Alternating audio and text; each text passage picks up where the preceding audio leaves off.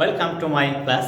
I am Abdus Salam, assistant teacher, Rajshahi Collegiate School, Rajshahi. My dear viewers, we are going to discuss the important topic which is called clause, and we have already discussed about the classification of clauses and the definition of clauses. But today I am going to work with the noun clause, which is very important. Noun clause.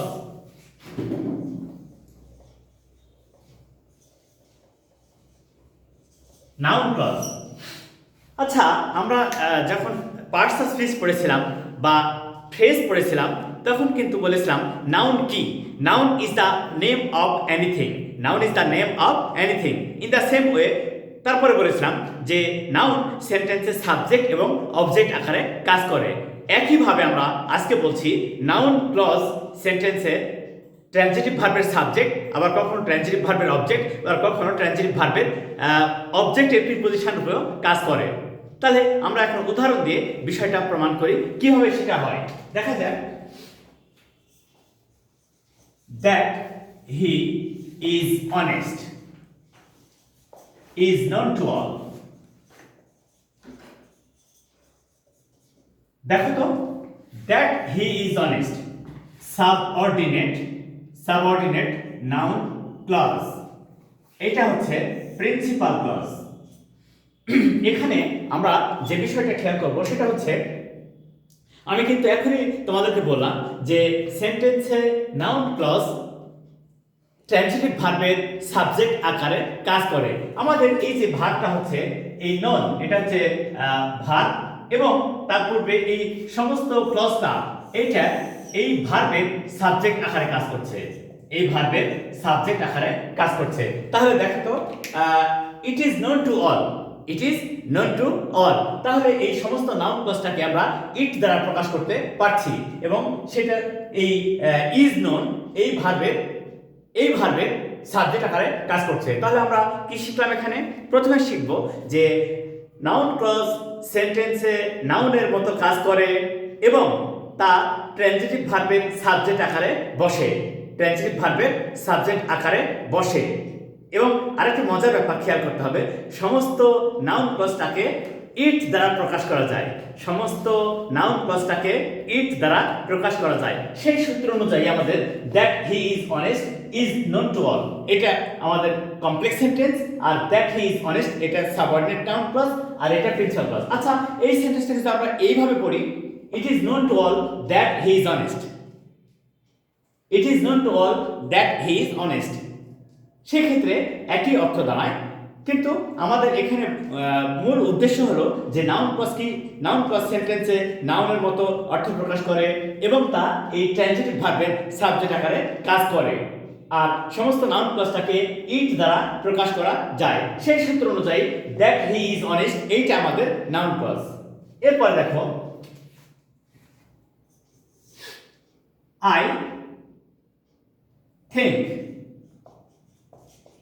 I think that she is careful. I think that she is careful.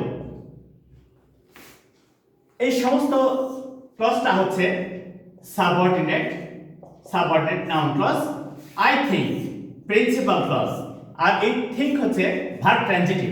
তাহলে এবার দেখো তো কেমন হচ্ছে, মানে এই ক্লজটা transitive verb think এর পরে বসে এই থিঙ্ক ভার্বের অবজেক্ট আকারে কাজ করছে।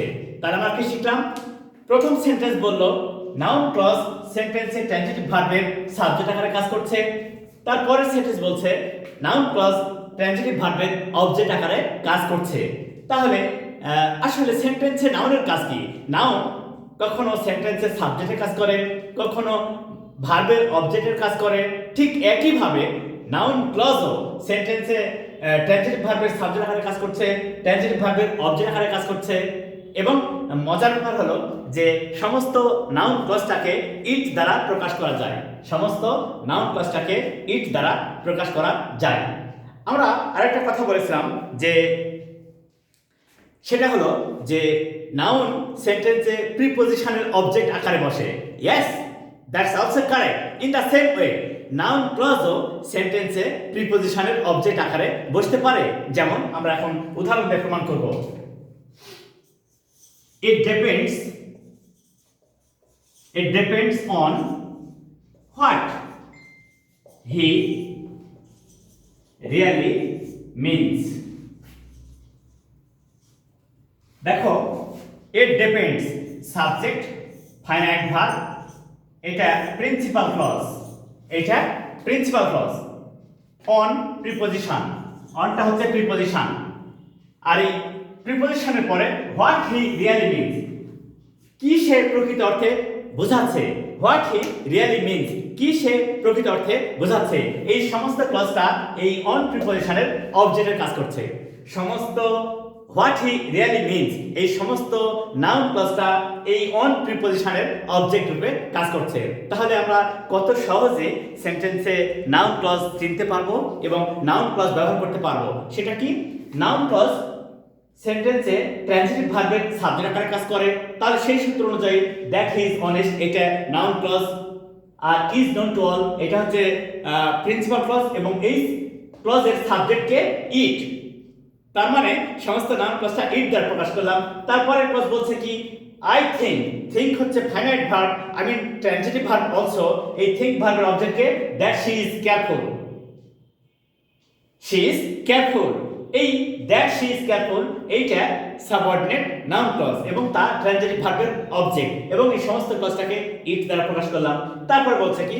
নাউন যেমন সেন্টেন্সে প্রিপজিশনের অবজেক্ট আকারে বসে, নাউন ক্লজ ও সেন্টেন্সে প্রিপজিশনের অবজেক্ট আকারে বসছে। অন প্রিপজিশন, তারপরে আমাদের নাউন ক্লজ বসলো।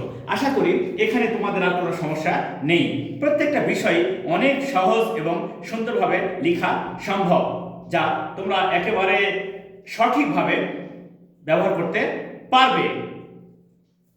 আমরা আসলে চেষ্টা করব যে কিভাবে একটা সুন্দর সেন্টেন্স লেখা যায়, কিভাবে সুন্দরভাবে একটা কাজ তুলে ধরা যায়।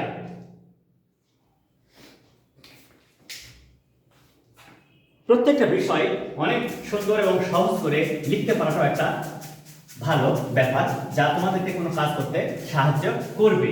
আশা করি তোমাদের এখানে আর কোনো সমস্যা নেই। এরপরে দেখো, আচ্ছা অ্যাপোজিশন কি? দেখো তো, mister Hamid the principal of our college is an honest man.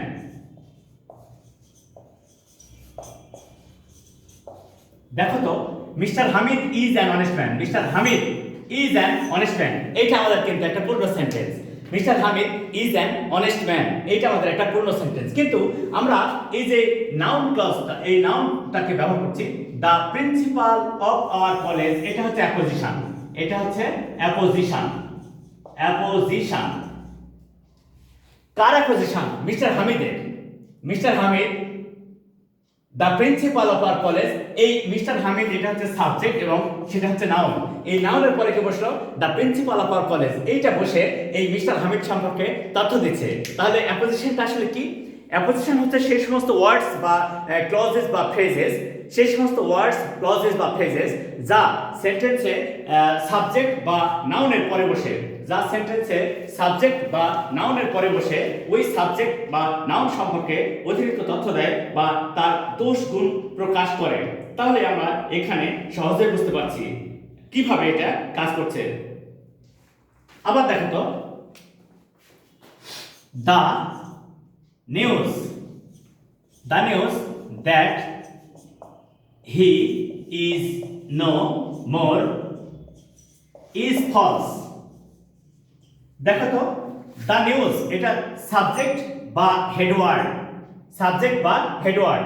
That he is no more, যে সে আর নেই, সে আর জীবিত নেই, এটা noun clause, subordinate noun clause. আচ্ছা এটা দেখো, দ্য নিউজ ইজ ফলস, এটা the news subject, is false এটা হচ্ছে প্রেডিকেট। তাহলে কিন্তু এটা আমাদের পূর্ণ একটা সেন্টেন্স। কিন্তু that he is no more, এই নিউজ সম্পর্কে তথ্য দিচ্ছে কে? That he is no more, that he is no more. তাহলে এই that he is no more এটা হচ্ছে অ্যাপোজিশন। কিসের অ্যাপোজিশন? দ্য নিউজের অ্যাপোজিশন। অর্থাৎ that he is no more, এই ফ্যাক্টটা, এই ঘটনাটা বলছে কার সম্পর্কে? দ্য নিউজ সম্পর্কে। তাহলে আমরা দেখলাম যে এই সেন্টেন্সে এই দ্য নিউজ এটা সাবজেক্ট বা হেডওয়ার্ড, এবং তারপরে that he is no more, that he is no more এটা হচ্ছে আমাদের অ্যাপোজিটিভ, এবং এই সেন্টেন্সে ওই দ্য নিউজের অ্যাপোজিটিভের কাজ হচ্ছে কি? That he is no more. তাহলে আমরা সহজে বুঝতে পারছি যে সেন্টেন্সে অ্যাপোজিটিভের কাজ কি। সেন্টেন্সে অ্যাপোজিটিভের কাজ কি, আশা করি তোমরা এখানে বুঝতে পারছো। আমরা প্রত্যেকটা বিষয় একেবারে সুন্দর এবং সহজ করে বোঝানোর চেষ্টা করব, যা তোমাদেরকে এই নাউন ক্লজ সম্পর্কে বুঝতে অনেক সাহায্য করবে।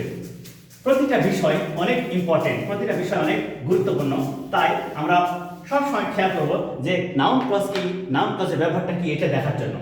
আবার দেখো তো, she thought that she thought that she would make a plan.